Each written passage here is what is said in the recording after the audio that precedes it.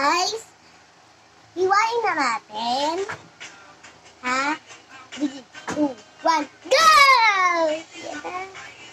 Guys, bibigyan ko kayo isa-isa ha. Pero mamaya ko na hiwain. Yan. Ito po yung kalbo.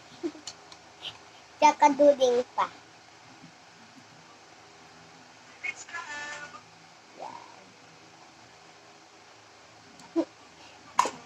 Ito naman po, ilalagay ko siya dito.